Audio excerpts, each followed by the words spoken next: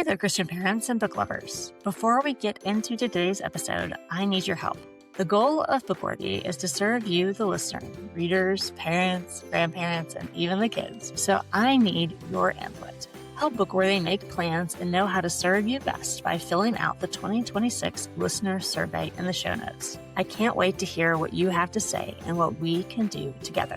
Now back to the main event. Welcome to Bookworthy, where we talk about children's books that are good for kids' hearts and souls. Today, we're talking with author Joshua Cooley about his latest book, Heroes of the Bible Devotional, Volume 2, which contains 90 devotions to help your kid become a hero of God. It's been over 10 years since the first Heroes of the Bible Devotional, so let's find out more about this new devotion for kids 8 to 12. Welcome to Bookworthy, Joshua. Hi, Valerie. Good to see you. It's so good to be with you again. It's a pleasure to have you back. I think this is the third time we've had you here on Bookworthy now, so you're an old pro. So we'll have to start with our random question of the week as usual. And our question is, what fictional character do you identify with the most and why? Wow, that's a good one. Lots of choices. Well, maybe it has something to do with this book and in writing for kids, but my mind immediately goes to Looney Tunes because I watched a lot of Saturday morning cartoons when I was growing up. Yes. So, somebody that got bonked on the head a lot, Wile E. Coyote, Elmer Fudd, Yosemite Sam, one of those guys. One of the underdogs, huh? That's right. Bugs was always like doing something mean to them. So, maybe not Bugs, maybe one of the guys who was getting bonked on the head. I feel like we need a therapy session, Joshua. That was a little deep, but it's good. I love Looney Tunes also. It's kind of a core memory of mine, and it's interesting to have my kids watch it because a lot of it the originals didn't have many words. So a lot of it is you're just assuming what's happening. And it's amazing to watch my kids process all that's going on. Be like, did he really do that? I'm like, yeah, this cartoon would not fly PR-wise nowadays. So many things wouldn't fly today. Yep, for sure. So many things. Well, Joshua, why don't you tell us a little bit about your latest devotional, Heroes of the Bible, Volume 2? Yeah, I am so excited. As you said, the original, which I see right behind you, that's awesome. That came out in 2014 through Tyndale. So I've been really wanting to write a second volume. There's just so many amazing people, men and women in the Bible, boys and girls too, that deserve to be explored. And so we were able to join forces again and put out another book. So it's the original book had 30 Bible figures, men and women, and 3 devotions each, so 90 devotions. This one has 100. So we've got 30 more new, I hate to say characters because they're real people, right? 30 true, real Bible people, all new, no repeats, and also 10 extra devotions on early church mothers and fathers. So folks like Augustine and Clement and Perpetua. I've got some ladies in there too. Which is exciting, just to show kids that God's big story doesn't stop with Revelation, with the end of the Bible, right? It continues on, and we can be a part of it too. And here are some people just like you and me who lived out their faith after Bible times that we can be encouraged by. So very excited about that. I love that. I was looking through the, contents of the second volume that's coming out. And you do have some very characters we don't usually hear from, like Ehud and Asaph and the Samaritan women and Stephen and Barnabas. Some of those are kind of smaller names, and it's kind of neat to take those characters that don't always get the red banner service like many of the characters in the first book did, like, Abraham, Isaac. We know these characters, but these are kind of what made you choose these side characters in a sense, even though they're not. Yeah, for sure. And if you see me looking off to the side, I've just got my list here on another computer. But I was just really excited again to explore some of these people that are just as important, right? But maybe don't get all the airtime. And I think to me that almost speaks to this book just as much as the original, in that, like, sometimes I feel like we can't relate to David, right? Of course, he started off as a young shepherd, unknown, overlooked for the kingship, all these things. But he rose to great prominence. He killed a giant. Kids might be thinking, well, that's great, but like, I don't see myself ever doing that. So we can relate in some ways to some of these bigger Bible characters, or the guy, Moses parting the Red Sea, just incredible things. But then there's all the everyday folks too that don't often get mentioned. I'm just looking at my list here, like Habakkuk. I mean, I barely know how to spell his name. He's a prophet, right? God gave him a specific message at a very important time in Israel. Who is this guy? He's obviously important because he's in the Bible. Let's talk about him. Or Ehud, one of my favorites, the left-handed warrior who sticks a dagger inside the very large and in charge Moabite king's gut. And, well, I'll just say that you have to have guts to read the rest of the story. I think I remember that from our interview talking about the Go Bible, that was one of your favorites. Yeah. Yeah. So when I saw it on the list, I was like, yes. Okay, of course, Ehud's on here. Back to Ehud. Yep, exactly. Too fun. But it is neat to kind of look through the Bible and look at names that don't always get, like you said, the red banner, red carpet service. But every name is important. I remember writing an article on Asaph, who you have on this list. And like there's like 3 different Asaphs throughout the entire Bible, but each one had a part to play in God's story. And some of them got 2 verses, some of them got 20. But they all had importance to God. And I think that is an amazing message to tell our kids that, we don't have to be the missionary going, far off to Nowheresville to preach the gospel. We can just be in our home doing the right thing, or be a mom and serve your family well. And to like every act that we do is a service to God, and that he sees that. I love how you took these smaller characters to show kids that they can be seen in their small actions just as much as their big ones. Yeah. And, speaking of Asaph, since you mentioned him, here's a guy who was basically the worship leader of all of Israel, right? He was in charge of the temple service. So like he's a big in front character. And again, like maybe some kids are like, I can't relate to that because he's big, he's in charge, he's important, he's in front of all these people. Psalm, 73, he wrote, and I think I have a devotion on it in this book, where he cries out to God and said, why do the wicked prosper? I'm in danger of losing my faith. Like I see all these people around me. They're rich. They eat well. They're happy, but they don't care about you at all, God. Is there any point for me continuing my faith? Does it really matter how I live? Does faith really matter? And of course, he comes to the conclusion, entering the temple. Yes, as I enter God's presence, I'm reminded that the wicked perish, but the righteous will flourish. But these are real questions that we all ask. And I think some of these amazing questions come from those characters, those individuals who aren't always talked about, but we can learn so much from them.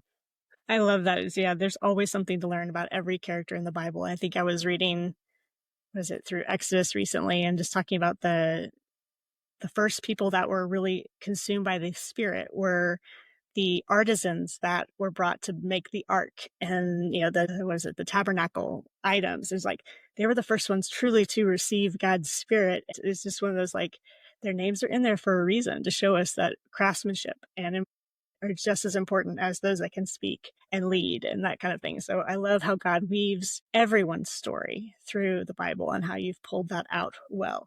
Now, at least in the last one, you bring a lot of humor and fun to it. Have you done the same with this new set of devotions? Oh, I've certainly tried to. Again, it's like, how can you not have fun? I'm just going to go back to my man Ehud. How can you not have fun with that story? I mean, it's crazy. And my background of just working in kids ministry, you just want to try and think like a kid when you write a book. And I'm not saying that in a demeaning way. That doesn't mean we like turn off our brain, right? It just means like, how do kids process things? It's a lot of times they're black and white.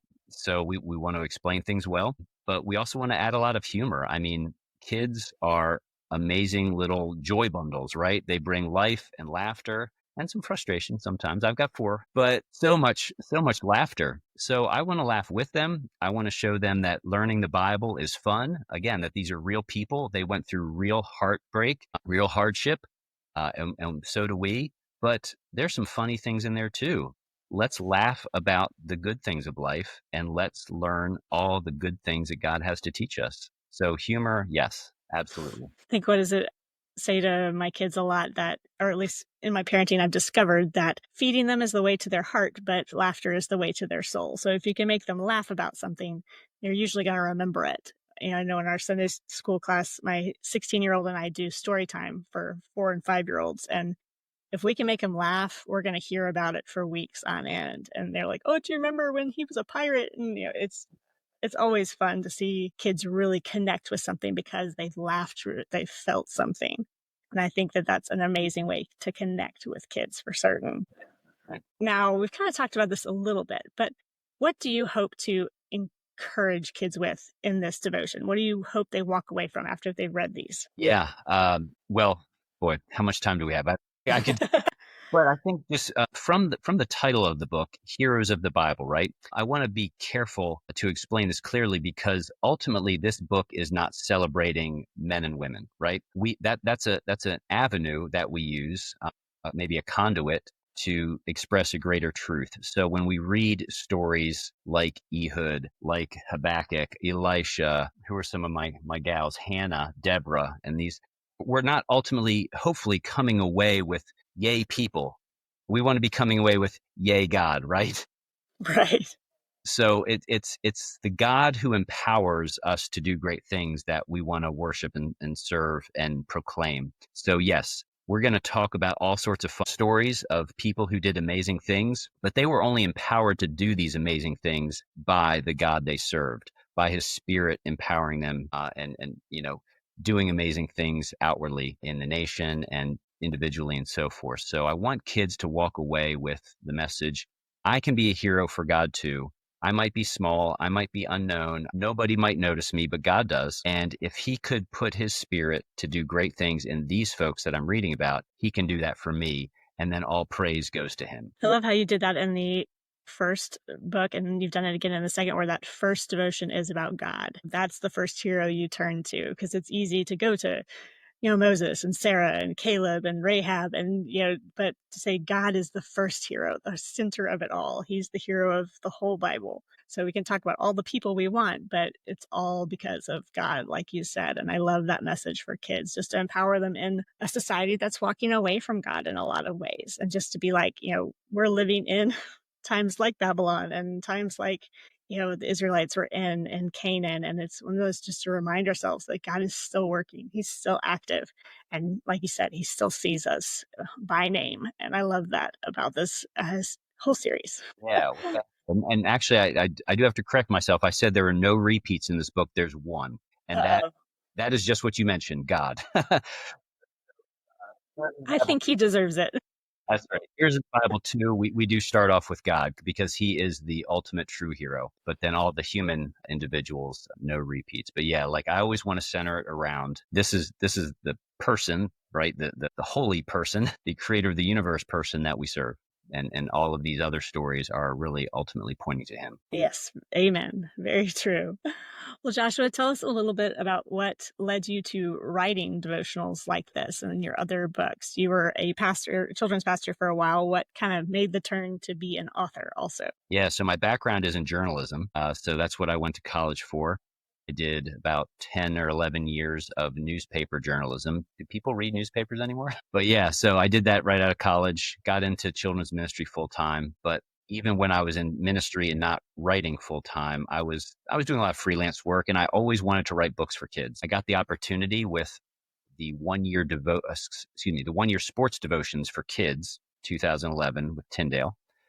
And that was my first book. And so ever since then, I've just been trying to write as many kids' books as I can. I love working with kids. I might have shared this with you last time. Psalm 78:4 says, "Tell to the coming generation the glorious deeds of the Lord and His might and the wonders that He has done." That's been my theme verse. I want to tell the coming generation about God and His Son, Jesus Christ. So I want kids to know this amazing message that saved me, has meant so much in my life, and I'd love to pass that along to the next generation. I love that. It's kind of one of those things we forget some of the times, that it is important to speak to our kids. I think, what is it? Madeline L'Engle said, if you can't write a book for adults, or it's too dense for adults, write it for children, because they're going to receive it to their heart. They're going to receive it so deeply that they're going to change what comes next. And I love that about writing for kids, is there's just what is it? It's just, yeah, like you said, black and white. It is raw. It is, or it isn't. There's a lot of guesswork, but there's not a lot of guesswork with kids in one sense. And so I love that heart and that desire for kids to grow in their knowledge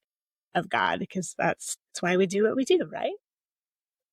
In many ways, you have to distill things down to their essence, right? So we want to talk about things like sanctification and justification, but you can't use those words because maybe kids quite aren't there yet.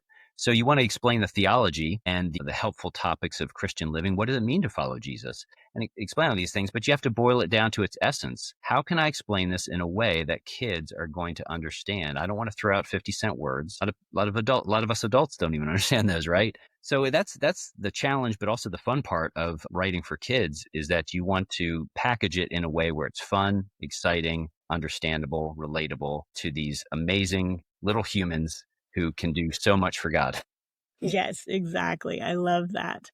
Now, what is one of your favorite books, Joshua? Oh man. It's okay to give more than one. I will allow it. Yeah. So one book that I absolutely love, that's not a kid's book, I read fairly recently, was the biography of Martin Luther, the 16th century reformer. Fascinating, by Eric Metaxas. Really, really good. Kids books. Wow. I'm reading one right now with my youngest daughter called Dreamkeeper, the Dreamkeeper Saga. Yes, that's a good series. Yeah. So Which we're book on are you on? the first one. I The can't first remember the one. subject, Okay. but Yeah, I can't remember about it either. Lily and Cedric the Dragon starting their adventure with the Sue Stone, right? Sue Stone. Yes, there you go. It's a good series. It's interesting. I think Catherine's on like book 5 of that series now or something, and we've enjoyed it a lot at our house too. Very neat. So many. I always want to be reading something. I toggle back and forth between adult stuff and kid stuff. You know, reading kid stuff, I just want to keep the wheels turning for ideas for my own writing. Yeah, so it's fun. It is a lot of fun. What is it? I think I enjoy reading kids' books more than I do adult books right now. And it's just because it is it's both simply complex in that unique way that you write for kids. It's enjoyable. You get to kind of see a little bit of your kid heart a little bit and, not get weighed down by all the drama. That's right. So there are some kids' book with some drama. That's right. Well, what has been a most impactful book in your life other than the Bible? Oh man, I'm looking over my shelf behind the computer here. I'll nerd out here a little bit. I mean, I love theology books just because I want to know, right? I want to know. I hate to say I want to know what I believe, and so I'm going to go to another book to tell me. But like I want, as we read the Bible and discover God's truth, I want to go deeper. You know, there's men and women who have devoted their lives to studying these things and explaining things that are obviously well taught and well written in the Bible, but putting it all together, different references and so forth. So all that to say, things like systematic theology, I'll read that.